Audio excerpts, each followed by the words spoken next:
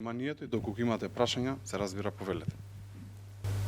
Какво решение вие предлагате како партија во врска со меѓу Македонија и Бугарија? Видете, во овој период треба силна дипломатска офензива. Треба државата, власта, владата, која впрочем доби доверба за да ги штити македонските национални интереси, тоа да го прави, а не како што сега го гледаме. Значи оваа власт, наместо да се крие за ваквите прашања, треба да излези да го каже ова јавно. Дали Гоце Делчев е македонец, дали македонскиот јазик е македонски јазик. За нас, за ова нема дилема. Но прашањето ви е добро. Затоа не само опозицијата, не само власта, сите политички партии треба да се сплотиме за овие национални интереси. Да изградиме национален став и затоа е потребна и лидерска средба. Ако ние сме сложни во државата, ќе бидеме сложни насекаде за вакви прашања. Тоа е прво и основно што треба да го направи оваа власт, а не само да се препукува со опозицијата. Бидејќи, знаете, има прашања кои се многу поважни од политика, а тоа е идентитетот на македонецот и се разбира идентитетот на оваа држава. Повелете ако има други прашања? Подпредседателот од Центарот за комуникација стаса неколку прашања. Да, повелете. Ќе ги поставам поред. Се поизвестно е дека Македонија ќе добие вето од Бугарија за почетокот на преговорите со ЕУ. Тоа вчера го најави и Каракачанов. Кои треба да бидат следните чекори на државата?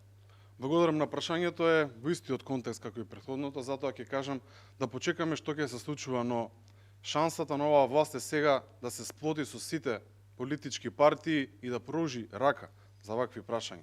Не да се пазари. Не повторно да се прави трговија со Гоце Делчев, со македонците, со револуционерите, со македонскиот јазик и така натака. Впрочем, македонскиот јазик никогаш не треба да биде наставен во ниедна равенка за преговори, ниту пак сите револуционери. Затоа пак ќе повторам. Дипломатска офанзива за она што е македонско, за она што значи да се биде македонска нација.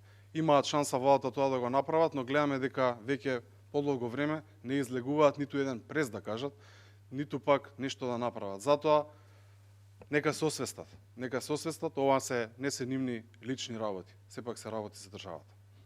Второ прашање. Дали има приближување на ставови врз законот за заштита на населението и кога може да се очекува усвојување на предлогот?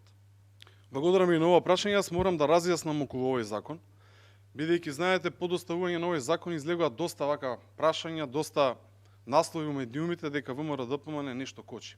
Сакам да ги известам пред се граѓаните дека во овој закон воопшто не се споменуваат било какви мерки. Во овој закон што е доставен до собранието единствено околу, да не речам, преку 95% во законот е која инспекција да казнува. Значи во законот моментално само се дава надлежност на инспекциите да казнуваат. Ние предложивме решение. Да, ние предложивме една нова комисија, здравствена комисија, која ќе биде навистина професионална. Ние не бараме од ВМРО-ДПМН ние да ги предлагаме. Бараме најдобрите луѓе во оваа држава да бидат во таа комисија. Бидејќи знаете дека таа комисија е составена кога секој министер за здравство ќе дојде на неговото столче и ќе оформи една комисија за заразни болести. Не, ние бараме специјална комисија која ќе биде, се разбира, и нека бидат овие луѓе, но ако работат непартиски, но и сите оние што се квалитетни. Нека дојдат во оваа комисија, пред се работи за доброто на државата. Се разбира, ние пробуваме да бидеме корективна власта, но кога се работи за здравјето на граѓаните, ние секогаш ќе бидеме на нивна страна и се разбира доколку власта има потреба од ВМРО-ДПМН, ние сме секогаш тука. Се разбира за вакви прашања. Трето прашање, со оглед на лошата состојба со пандемијата, неколку пати баравте оставка од Филипче. Кога ќе има нешто конкретно од опозицијата како интерпелација или слично? Видете, во овој период најважно е здравствените власти да се посветат целосно на решавање на ова што ни се случува. Ја би го нарекол овој хаос што ни се случува. Вие знаете дека во минатото токму овој господин Филипче велеше дека од прилика ќе има 2000 заразени во текот на целата пандемија, што сега ги гледаме дека се многу повеќе на неделно ниво. Јас ќе апелирам до него да не биде политичарот Венко, туку да биде оној што треба да биде, тој е министер за здравство, да помогне на сите граѓани. А интерпелација и него оставка, тоа треба сам да си го поднесе. Тоа он морално треба да го направи.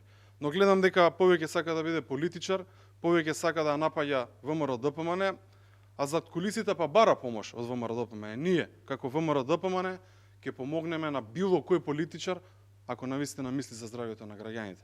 Доста е со политиканство за секоја тема.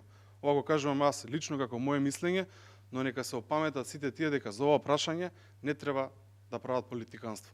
И со овакви злонамерни изјави дека ВМРО ДПМН не кочи, се разбира дека треба да мисли на негова оставка. Последното од 4 прашања.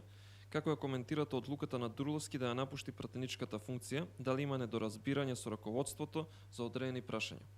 Благодарам и за ова прашање. Апсолутно тоа е негова лична одлука и се разбира ние ќе ја почитуваме.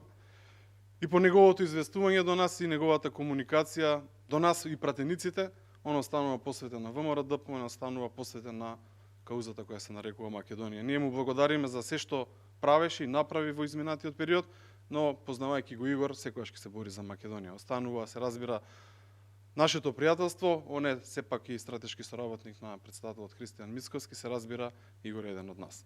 Така да, сепак ја почитуваме неговата одлука.